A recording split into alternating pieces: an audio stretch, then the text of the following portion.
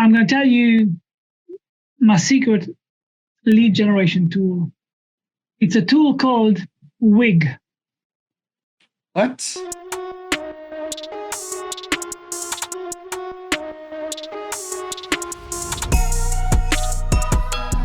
All right. What's up, everyone? This is Solek and Toss, and we're gonna talk to Fery Kaszoni here today. He's the managing director of Search Intelligence and the owner of, drumroll please, Link Juice. Yeah, you heard it right. They just trademarked this word. So, Fery, just why don't you introduce us to what do you do? Who are you? What are you? Why are you? Good question. Thanks for the intro. Yes, thanks for mentioning Link Juice as well. It's the most delicious juice in the world.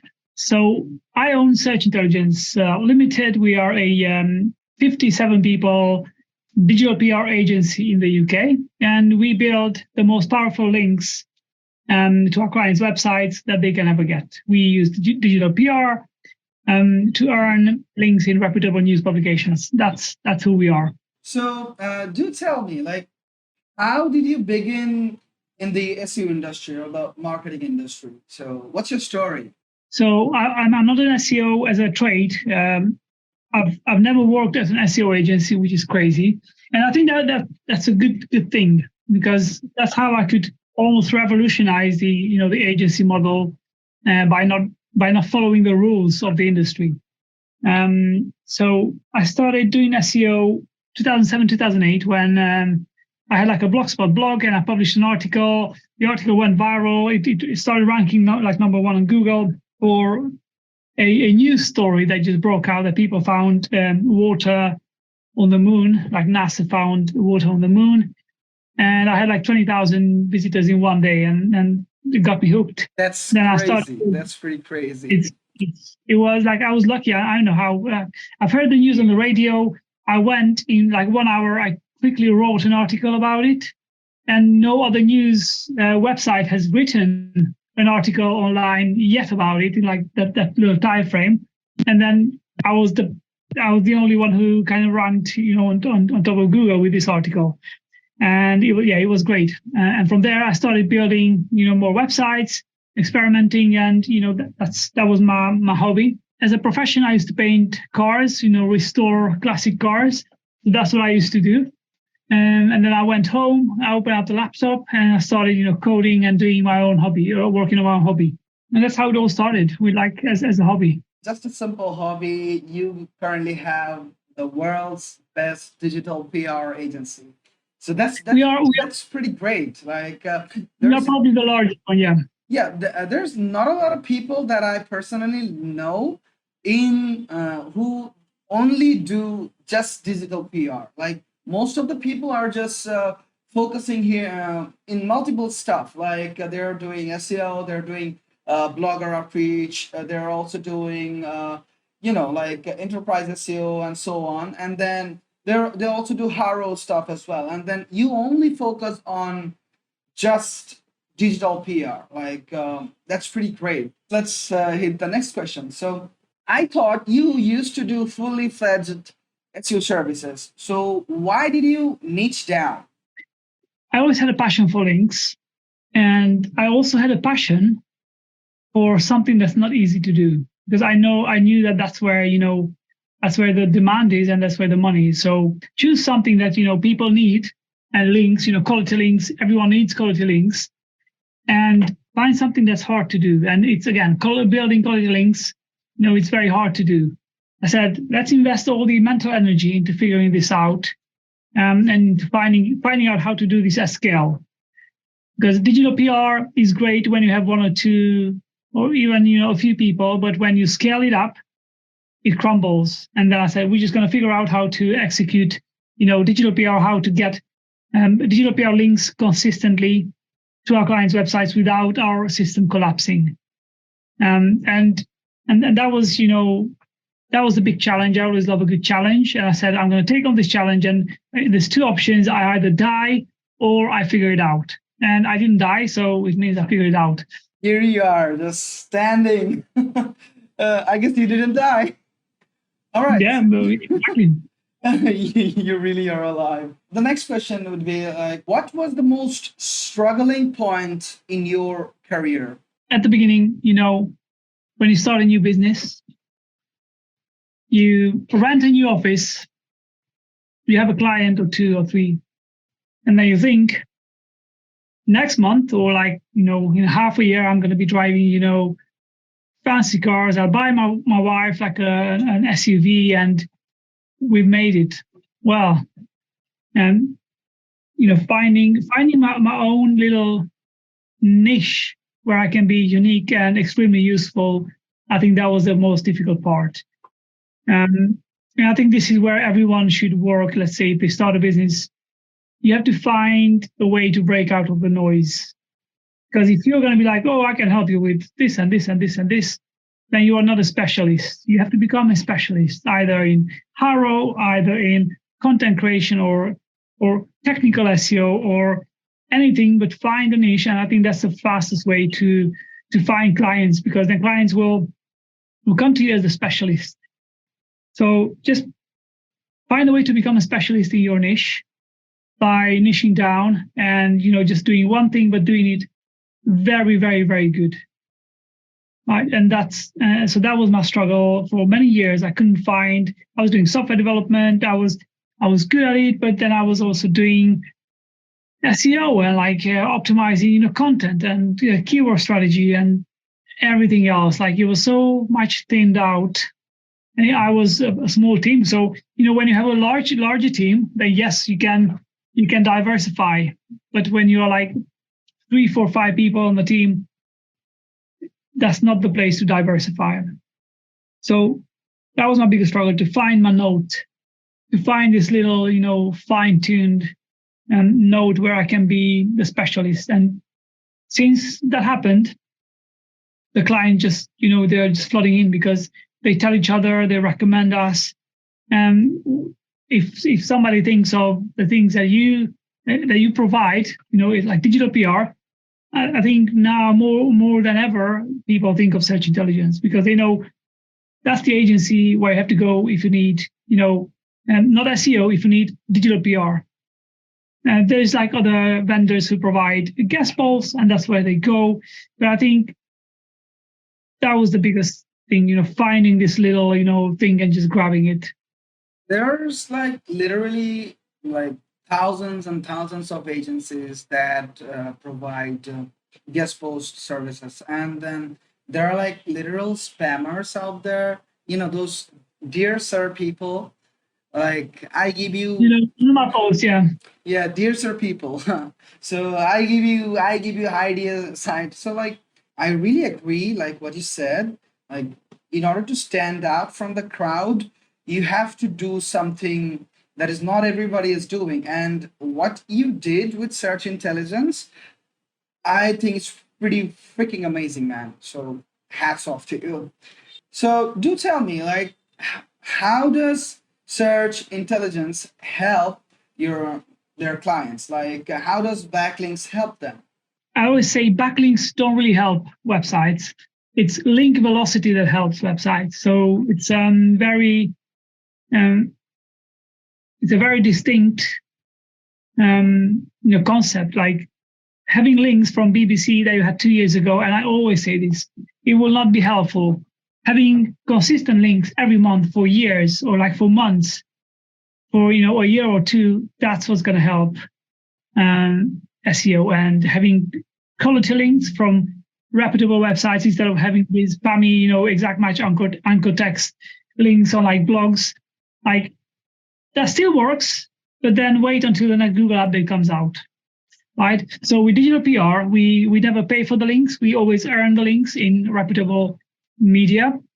Therefore, it's 100% scalable. We can build like 40, 50 even links per month to some clients' websites who have the budgets for it, of course, and still never get into trouble with Google because they are all earned links from journalists who pick up your story and who love your story and who cover your insights in the publication. So that's where we can help clients, get the cleanest links, the most powerful, cleanest links to their website.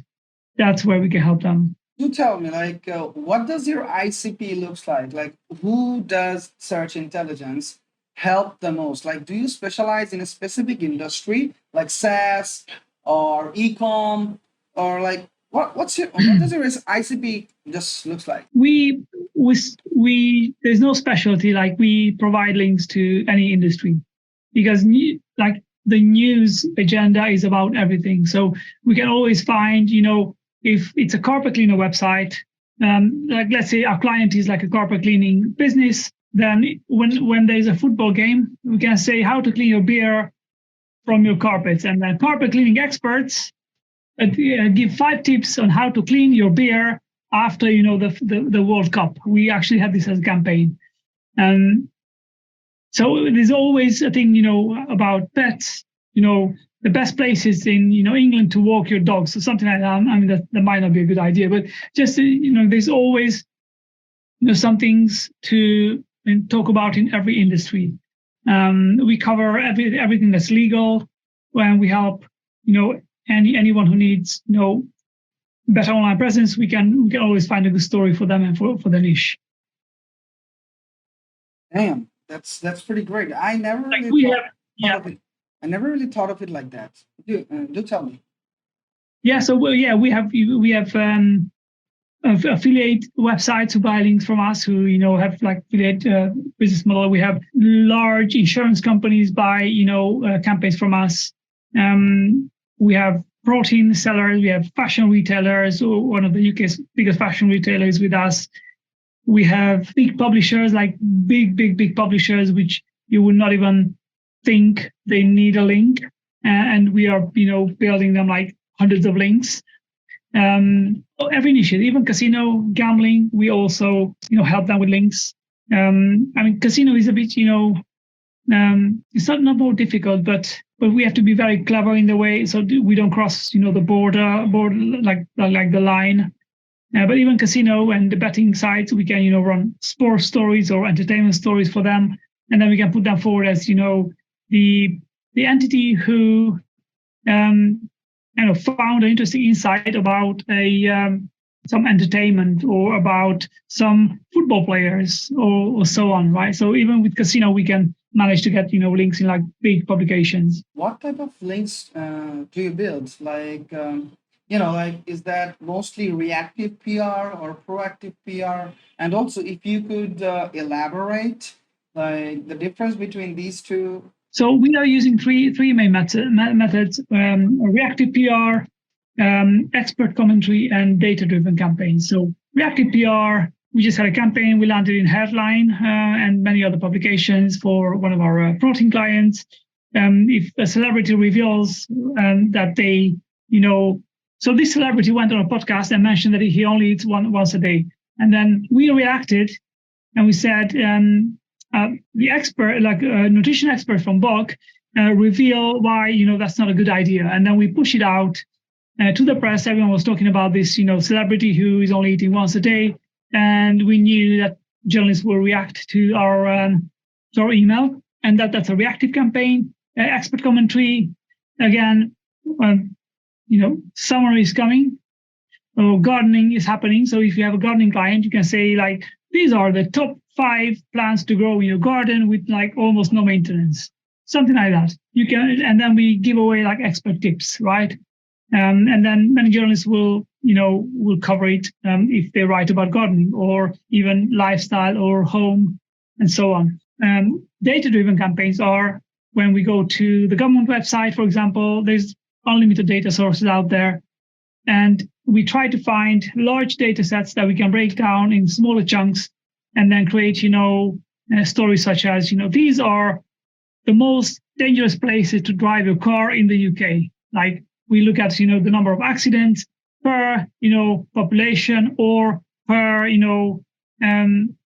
I think you can even look at how many miles of roads there are in every city, and then you can calculate the number of accidents per thousands of miles, and then you can say these areas are the most dangerous areas to drive in the UK. That's a data-driven campaign, and they're also very, very successful. And so these 3 are the methods. Thank you so much. That was quite insightful. I do wonder, this must be taking a huge chunk of your team's time, right?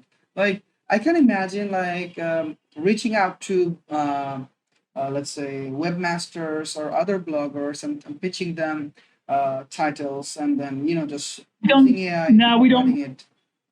But the We way don't. you do, it's very Yeah, hard. we don't deal with bloggers. We deal with like proper high tier, regional and national journalists. Yeah. So, what's your entire link building workflow? If you could give us a simplistic list of tools that you use day to day. So, I think the tools are like simple. We use Roxhill. I always talk about this Roxhill Media and Democrac, which helps us find maybe journalists. Roxhill should be the way you promote Roxhill. It's quite a lot.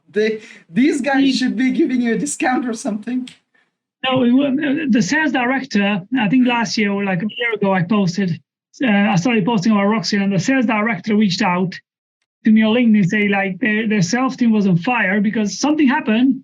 Their sales are like going crazy. And like, of course they are, because we have like, sometimes even 100,000 views on a video. So of course people will subscribe, and I post all the time about it. We don't have any discount. In fact, I think I have just checked. Somebody mentioned they pay less than us. So I have to get in touch with Roxhill. Maybe I'll send them this video. Because something not right there. No, I'm joking. I think we pay like tens of thousands of pounds per year for Roxhill, and then another few tens of thousands of pounds for Macrack. So yeah, yeah. We pay quite a lot for licenses for many people, but these are the two tools that we're using. We used to use Cision as well, but we had like three tools. Like Cision was not really used, so we just gave up. And that's what we use. And then we use Slack a lot. Like Slack is our that's where we communicate with the team. And yeah, we have like separate channels for different things in Slack. And then the ideation session. So this is how a workflow looks like for digital PR in our world. Ideation, we start, sometimes we go even like 6, 7, or 8 team members into an ideation session, or maybe sometimes even more. Now we don't want like 30, 40 people in a session, but we have like smaller groups of people who go into ideation for certain clients, and then we spend hours there. And then once we have the ideation, then the execution starts, which is the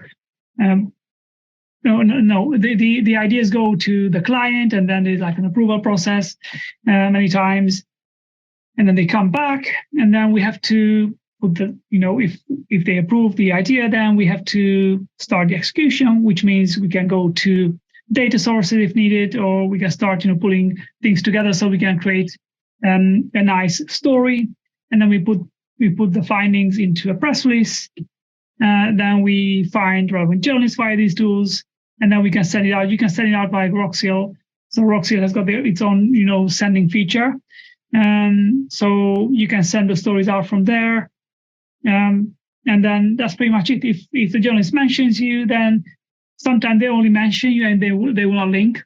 Therefore, you have to, follow up once or twice to just ask for the link. And that's the whole process. So, don't you guys use any cold emailing tools like Woodpecker or Lemlist to reach out to the journalist? Roxhill has got its own built-in feature, and Macrack has also got its own built-in email feature. You just create a list. I see. By the way, I'll be showing this exact, all the methods in Milan next month. I'm going to be speaking on the stage, and I'll reveal exactly how it's done in Roxhill, how you add the story there, how you find the journalists, how you create the list, how you send the emails. So you can do that via Roxhill. Like it's got its own email, distribution service. That's pretty cool. So, for example, let's say I have a brand called Link Velocity, and I am, let's say this is a SaaS tool, and maybe this is an SEO SaaS tool, right? So, how would you build a campaign for me? Like, we'd like to have some, nitty gritty details. if you could elaborate. So we would listen. We would have a meeting with you.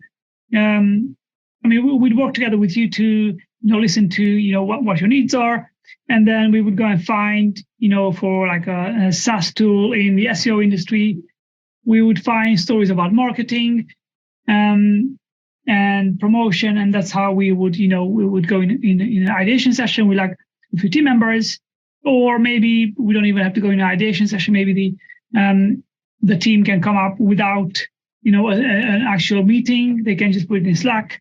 So we have a few ideas. So the ideation takes about 1 or 2 weeks. It really depends on because we have to go on the web and find, if you have an idea, you have to go and find out if that idea is doable, right? So it takes 1 or 2 weeks, and then once we have the ideas, then we put all the things together into like a Word document, and then we use that as as part of the email. We find journalists who talk about if it's a marketing thing. Let's say, I know these are the e-commerce platforms who spend the most on let's say on PPC on Google. That's an idea. Maybe somebody can do that. You can take the top 100 e-commerce platforms and just look at their PPC spend, because you can look at the PPC spend in SEMrush, create a list, put them in a spreadsheet, and say this company, even though they had whatever number of so even though they have whatever revenue per year, they only spend 0.07% of their revenue on PPC. And you can create like an interesting story in marketing. You have to find some really good hooks and angles there, so it becomes interesting. And then you can just push it out to journalists who talk about marketing, and happy days. It's quite amazing how you just instantly came up with this made up scenario, with this made up. I think this will work. Take it. Anyone can take it. I think this will actually get links. Maybe if this product was real, maybe it could have landed some links. Like, it's amazing how your brain has opened up to such an extent that you know exactly what to do for each and every single scenario, and I think it's pretty quite amazing. So I think it all comes down. I think it's because when you see in your systems, when you see hundreds of campaigns per month, and you see thousands of ideas per month, then your brain just adapts, and you see ideas everywhere. If I look at the door, I instantly see an idea there, like with the door handle, or they just come to you once you have it. Maybe you can launch a campaign like top 10 woods that you should consider for a door. Yeah, no, like it's everywhere now, right? It's wherever I look, it's a campaign for me. It's an idea for me. Right. So we have already touched base on your ideation process. So I would like to know the exact step-by-step process. How do you come up with the final titles? So if you could just, let's say you're writing a bullet point, like how would you phrase it? Like, what would be your exact ideation process from start to the finished content titles? So, like, it's not like a set process, right? For this, you cannot have like I do this.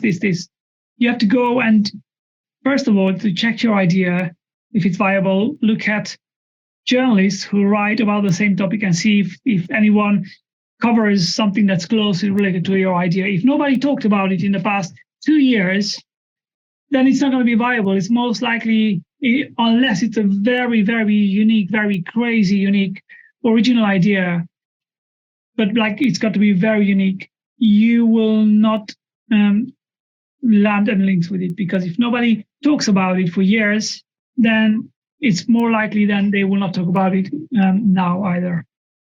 So always check the viability of the idea by looking at lots of publications, what they have written in the past 1 or 2 years, and that's a good starting point for the ideation. Once you find 2, 3 ideas, send it to the client. If they like it, then you start the execution. So if it's a data, like I think I told you about the most dangerous places to drive. So that's let's say you go to the ONS website, the government website in the UK, and there you can find the data. You download the data in Excel. You start doing Excel formulas. Yeah, lots of formulas and organize the data, and then once you have that, have it open in one screen, and then in the other screen have the Word document open and start writing down what you have found. What the data shows you. Just write it down. Create a nice catchy headline like these are the most dangerous places to drive in the UK. That's a headline. You put it in a rock seal. You can put the whole text of the email there and just send it out. Maybe this campaign will benefit, automobile companies, like BMW. Well, we've actually done it. So we already done this idea. So we've done it for our insurance client. We have one of the biggest insurance companies in the UK with us, and we have done this for them. Yeah. All right. So how do you look for what the journalists want? I know once you do it for a long enough time, you already build a gut feeling that I know this is something the journalist wants. But from a beginner's perspective, it would be something difficult for them to, know what the journalists want. So how do you look for the type of articles that the journalists are looking for? Yeah, as I said, go on their profile on the news website and look what they write about. That's how we do it. You go either use Google search operators and say site, express.co.uk, and then car accidents, and then look at, are they talking about car accidents? Yes. Okay, that's a topic that they will write about. That's how you do it. It's as simple as it is. You go on Google, use the site operator, and find out what they are talking about. All right. So next question is what do the journalists love the most, data or statistics? What do you think? Or something they love gossipy? data. Yeah, they love data. They definitely love data because it's hard for them to replicate the data. Right. That's the thing. They love data. They love gossip. They love anything that's interesting, anything that's hot in the moment, anything that's interesting. They love it. All right, great. So do tell me, how are your links different from those you could acquire via Haro? Because I think the clients sometimes the clients just only want links. They don't really care how I get them. But yes, there will always be clients who will understand the value of digital PR, and those will be your ideal clients. But how is it different from the links that the Haro could get you and the stuff that you're doing? Well, the stuff that we do is the highest tier links ever, and it's high link velocity. So it's not I get 2 links per month, because with Haro, everyone is, on Haro, everyone's pitching against you. This is completely different. We have clients who we build, 40 links per month with. With Haro, you will never be able to do that. So we typically, for every campaign that we launch, we get about 8 to 12 links. That's kind of what we get with every campaign. So if a client runs 1 campaign per month with us, then we get them, 12 links per month or 10 links per month, consistently every month. If they run 5 campaigns per month, then we get, even more, we get 50 links per month. It really depends on how. So you cannot do this with Haro. It's impossible to do it with Haro. And these are the top tier, the highest, the Sun. There are some smaller publications as well, but among them, so among the 10 links, you'll always have 2, 3, even more these big publications. You cannot do this with Haro. The links that you provide are the god level links. No, it's the best links in the world, yeah. Yeah. And they are not paid, right? It's just like Haro, because with Haro you don't pay for them. But yeah, these are the top of the top. I was about to ask you, why bother with such an intense workflow if you could just do Haro? But you have already answered it. With Haro, with how you can't really have that amount of links. So is there anything No, you'd like to add? Anything else? no. I think Haro is like the slow lane, and digital PR is like almost like Haro, but it's like the super fast lane. It's like I'm not sure whether in Germany there's the Autobahn, when you can drive with no limits. So you can drive 400 miles an hour in Germany, and this I is like did the not know Autobahn. that. Yeah. Look it up. So Haro is like driving like a countryside road, and this digital PR is like driving on like the Autobahn in Germany, like no limits. So it's pretty much like god level links on steroids. Yeah, indeed. Okay. Okay. So what are the cheap alternatives to Bokrack that you'd suggest to new agency owners? I think Prowly is a cheap alternative. I've never used it. I've heard the quality of the links is not, again, it's not my opinion. I've seen other people saying this. The quality of the journalists are not as good. But I think that's a good starting point. So let's just move on to the next topic. We're gonna discuss a little bit about the AI, because the AI revolution is coming for like pretty much all our jobs, but I think yours is pretty much safe. So first question would be like, what are your current favorite AI tools so far? Well, this will be surprising, but I don't have any favorite tool, and I'm not even using any AI tool. Nothing. All the focus is on on digital PR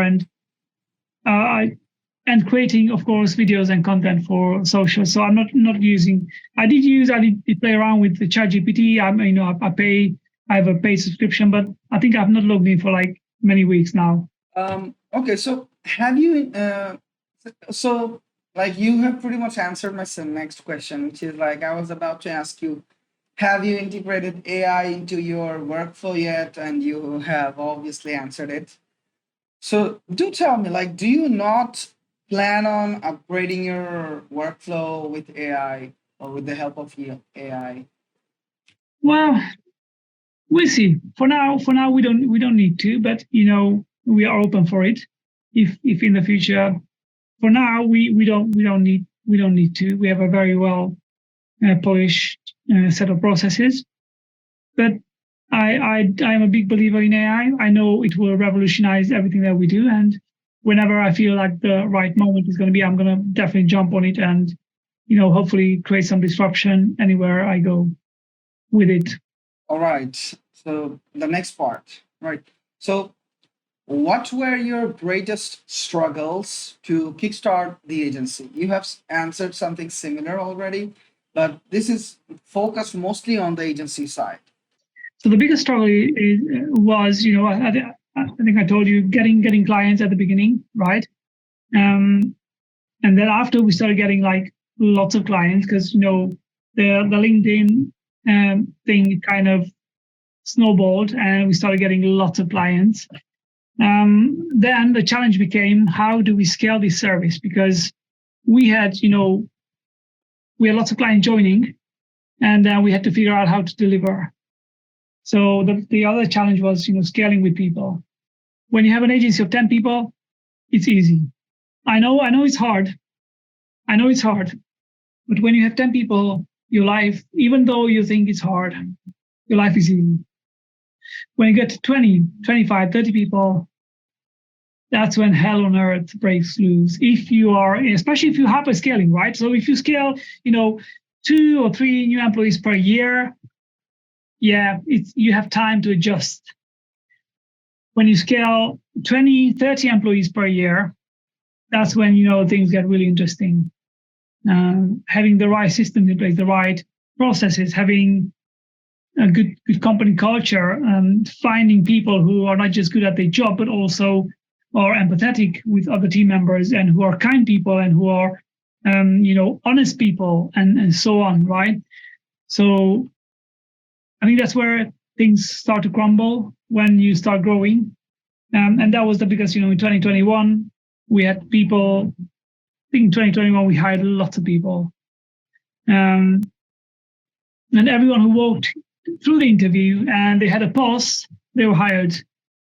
And that was, a big mistake, because we, now looking back, we should have, vetted them better. We should, um, yeah, we learned a lot about hiring was our biggest, challenge. But we cracked it now, and now our company culture is like, I don't know if there's any company that gives as much to its employees as we do.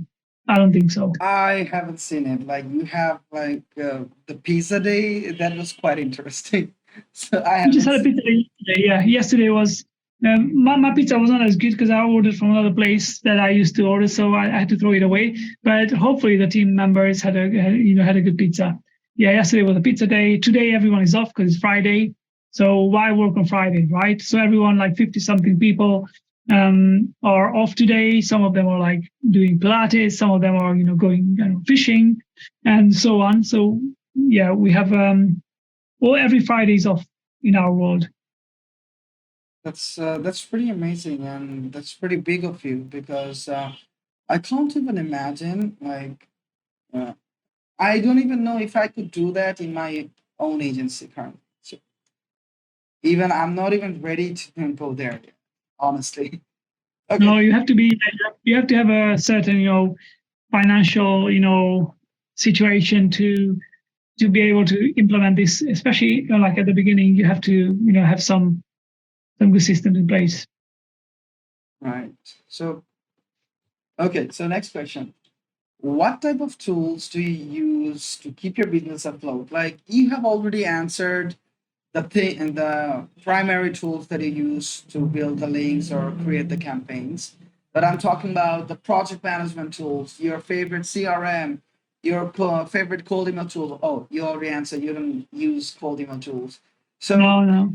so entirely, like how much does it cost to keep your entire business afloat? And what are your favorite tools type? So keep the business afloat. It depends. Do you mean salaries as well? No, just the tools. So one of our most used tools is Notion. That's where we have the campaigns, the links that we land. You might have seen my screenshots. That's Notion. That's where we keep our team members and everything. And we pay, I think, I'm not sure, probably £1,000 a month for Notion now, or a few £100. I would have to check. We have every tool possible from all areas of business. So where we have Microsoft, we pay, I think, 1,500 for the email licenses for Microsoft per month. I think just the tools are probably 25 to 30 grand a month, just the tools. Yeah. It's pretty good.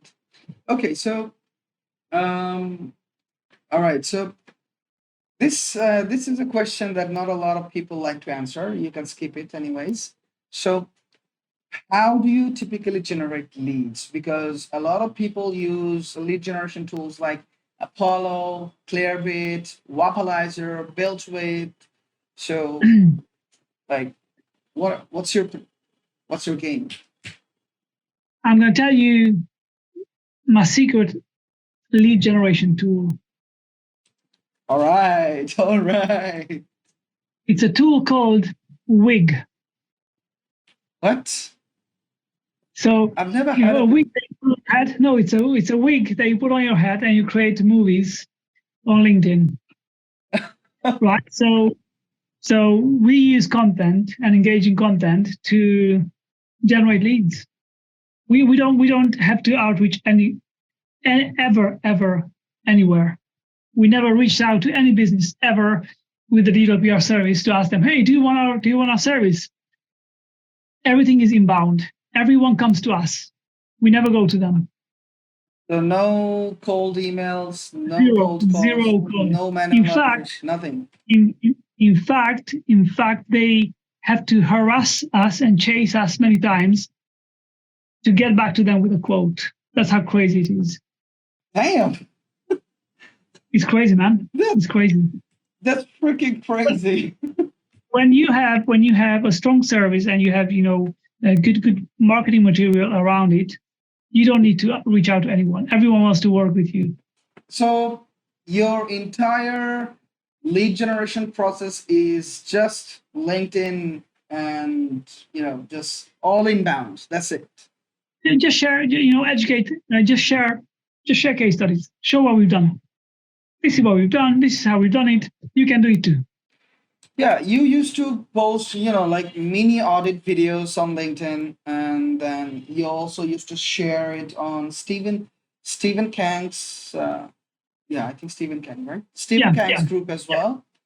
So I guess that just snowballed into all these I clients. think LinkedIn is like by far. LinkedIn is every time I post some interesting case study, because it really shows what we can do, right? It just shows what you can do. It just shows the quality of the service, and we educate people.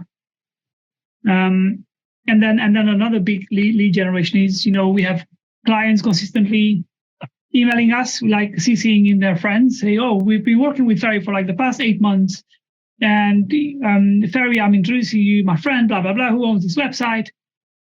Please help me. So that's a massive avenue for us now.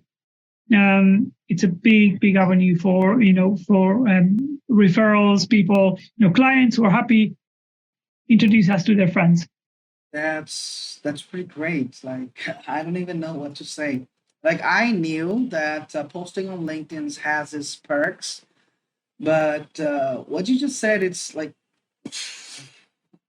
pretty mind. Yeah, well, thing is, and I think this is how it should be, because if you have a good service, then you can post on LinkedIn and get leads, right? If the service is unique, then you can get leads. If the service is not good, then you will not get leads. Even if you post, if it's just an average service, then you will not. I think we have kind of disrupted the whole digital PR model with our service. Everything that was working in the past 20 years, like we have come in and we have given it a fresh breath, and we have a very unique service. And when you are in this position, when you take people for a ride with a Tesla and you show them what it can do, then you will probably not want to drive a slower petrol car anymore, because you've seen how good the product is, right? So if you have a good product, then you will attract leads. Then people will come. If it's a very unique, yeah.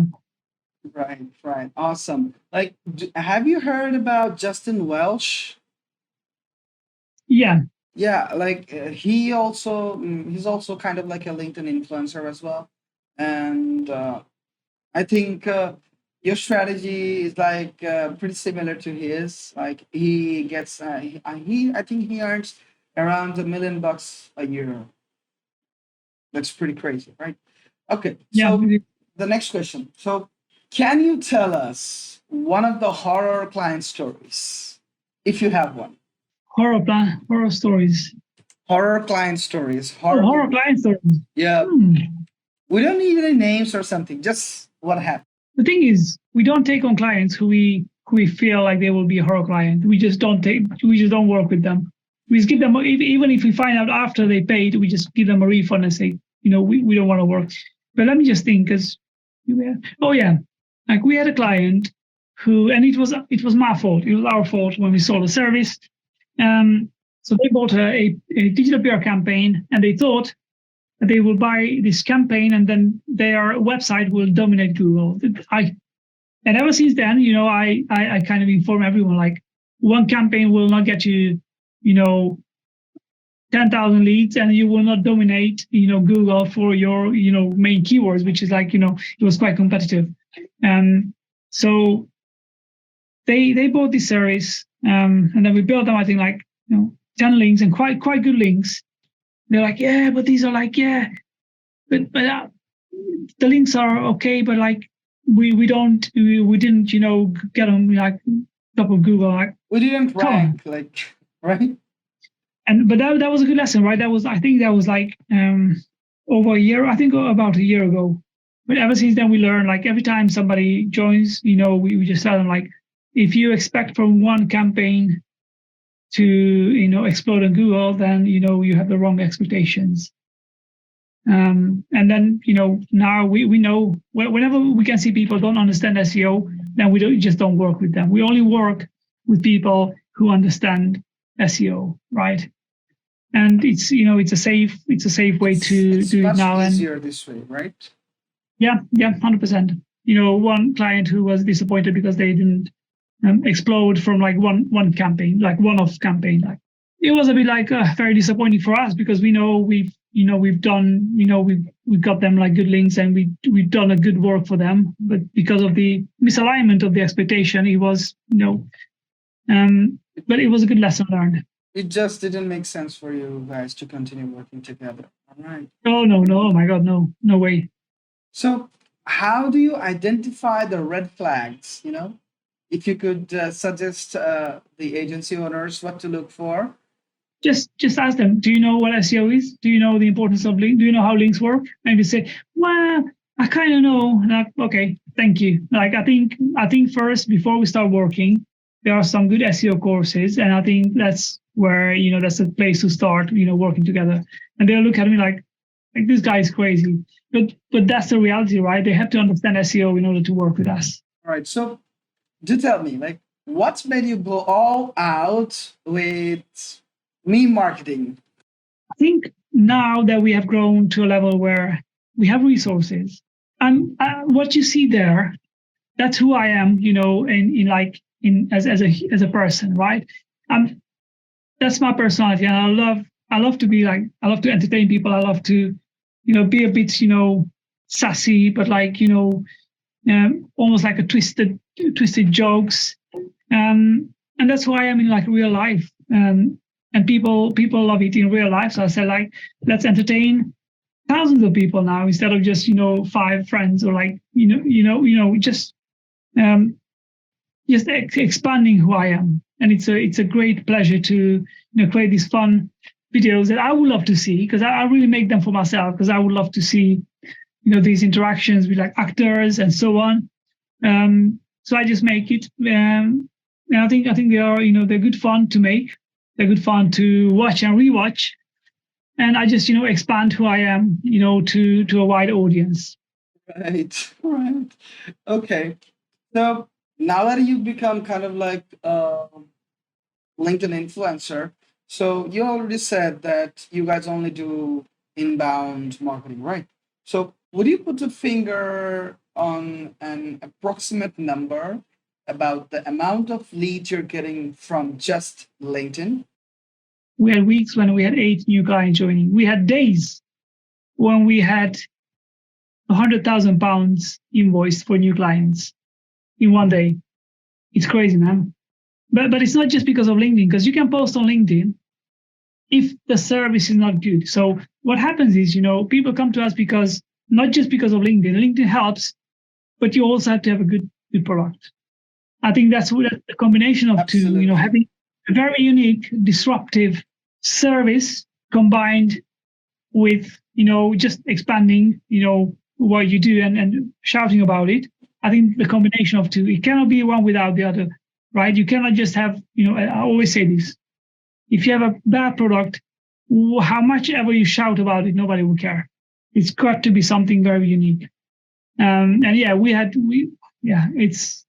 it generates lots of leads. Like last year, we made £3 million in revenue, and most of them came from LinkedIn. That's freaking amazing. Okay, so how do you hire the right talent when hiring? So what do you look for in someone? Well, first of all, they have to know how to write. So we do a writing assessment, and then we also, sometimes we look at, experience, but not as much. We don't really care as much about experience. It's good if they have experience in the industry. But just looking for people who can write, people who have common sense. I think common sense is a big, scarce resource in this world, like having enough common sense, being, intelligent, clever. I think that's what we need. And just being good people. I think these 3 things, like know how to write, have very strong common sense and intelligence, and being kind. It's non-negotiable. Just being good humans, right? People who, who are kind and loving with each other and respectful to others. It's the most important thing. All right, listen up, people. If you're trying to join Fery's agency, these are the things that you must have. All right. So, Yeah, how did you scale the final? This is the last question. I won't be bugging you anymore. So, how did you scale search intelligence to a seven-figure agency? just I think having. I think you've already said that.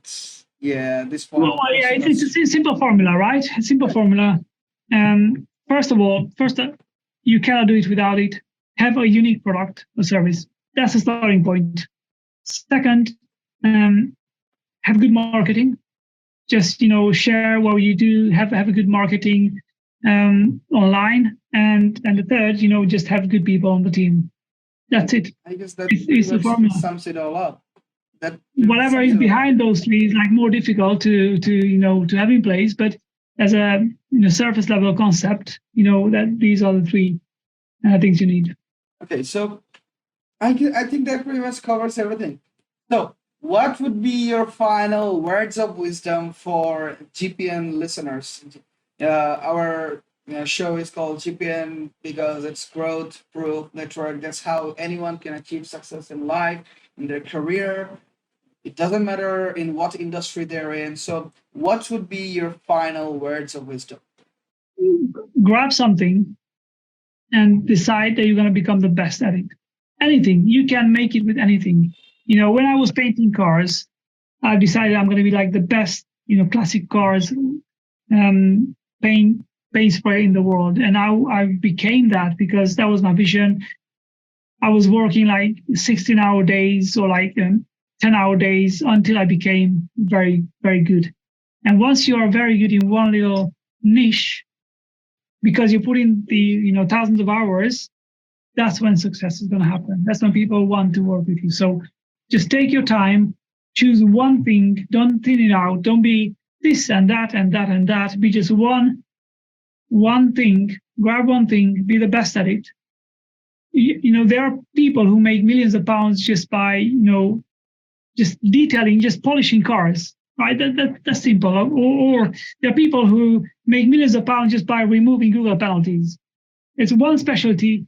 You are an expert in this, in this thing, and when people need that thing, and lots of people need many things, then you are the person who everyone wants to work with.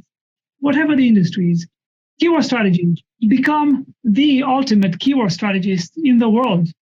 You are the king of keywords. You are the king of content strategy. Whenever somebody said, "Oh, I'm going to revamp my website and I need like a proper strategy on like what pages to create, what to do," they're going to go to you. You will be so much booked because everyone will want to work with you. That's what you should do. Choose one thing and become the specialist in it, and your life will change.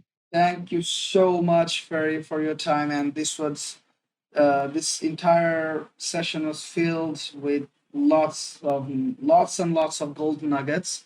Thank you so much, Ferry. I just can't even like express my gratitude with just mere words. So I'm gonna Okay, get. man. Thank you so much. To be here, and I've been seeing you, interacting with my posts all the time. I said like, well, why not? Let's share some knowledge, some love. And so I'm glad, hopefully I've provided some useful things to everyone who listens. All right. All right. So I guess that's it for now. Ferry, thank you so much for your time. So I guess we will see you later.